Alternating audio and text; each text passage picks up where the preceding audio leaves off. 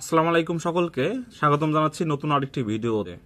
তো বন্ধুরা, আমাদের যাদের সাপোর্ট ইনবক্সে এই ধরনের রিপোর্টগুলো রয়েছে, এই রিপোর্টগুলো কোনোভাবেই যাচ্ছে না, তো কিভাবে আপনারা এই রিপোর্টগুলো এখান থেকে ডিলিট করে দিবেন সে সম্পর্কে A to Z তথ্য তুলে ধরবো আজকের এই ভিডিওতে।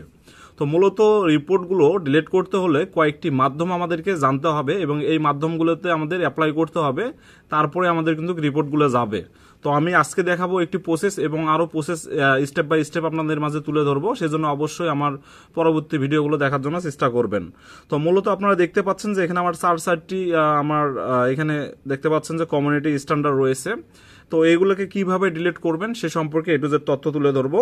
তো সর্বপ্রথম আপনারা দেখতে পাচ্ছেন যে এখানে আমার 4টি যে স্ট্যান্ডার্ড রয়েছে, এগুলো বিভিন্ন কারণবশত এসে থাকে, মূলত কন্টেন্ট গ্রাফিক্স এবং কমিউনিটি স্ট্যান্ডার্ড, কমিউনিটি গাইডলাইন এবং কপিরাইট। মূলত এই 3টি বিষয় কিন্তু এই যে নোটিফিকেশনগুলো রয়েছে আমাদের সাপোর্ট ইনবক্সে, তো এইখানে আমাদের এগুলো আসে। আর অবশ্যই মনে রাখতে হবে, যাদের এই নোটিফিকেশনগুলো নিজের প্রোফাইলে বা পেজে রয়েছে, তাদের প্রোফাইল এবং পেজগুলো কিন্তু সহজে মনিটাইজ হয় না বা এটি কখনো মনিটাইজ হবেও না। তো কিভাবে আপনারা এগুলো ডিলিট করবেন, সেজন্য যে কাজটি করবেন, সর্বপ্রথম আপনাকে যে কাজটি করতে হবে, আপনারা একটি একটি করে ধরে আপনাদেরকে ডিলিট করতে হবে।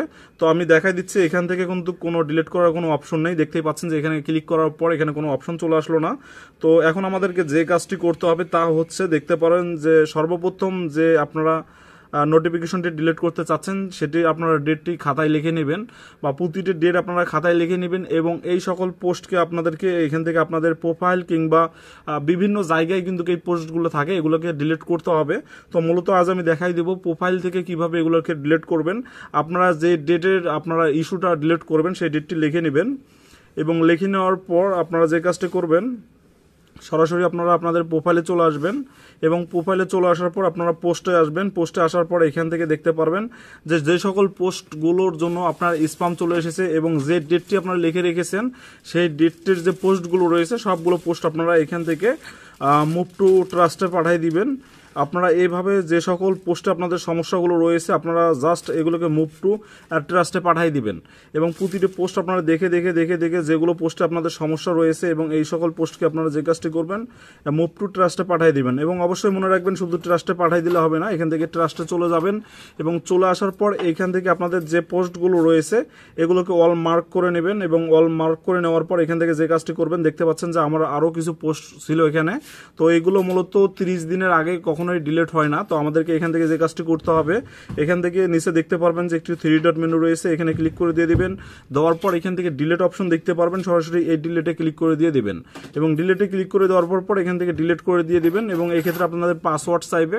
তো পাসওয়ার্ড আপনারা এখান থেকে বসায় দিয়ে দিবেন। তো আমি এখানে আমার পাসওয়ার্ডটি বসায় দিয়ে দিচ্ছি এবং পাসওয়ার্ডটি বসায় দেওয়ার পর দেখতে পারবেন যে সবগুলো কিন্তু ডিলিট হয়ে যাবে এবং আশা করি আপনাদের যে পোস্টের জন্য এই সকল সমস্যাগুলো হচ্ছে সেই পোস্টটি থেকে আগামী 24 ঘন্টার মধ্যে আপনাদের যে ইস্যুগুলো বা নোটিফিকেশনগুলো ছিল সম্পূর্ণ ডিলিট হয়ে যাবে।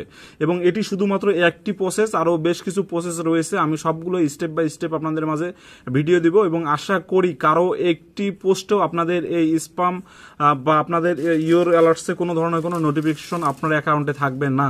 তো অবশ্যই পরবর্তী ভিডিও দেখতে অবশ্যই চ্যানেলটি সাবস্ক্রাইব করবেন এবং আমার যে ফেসবুক পেজটি রয়েছে এটাকে ফলো করে দিয়ে দিবেন।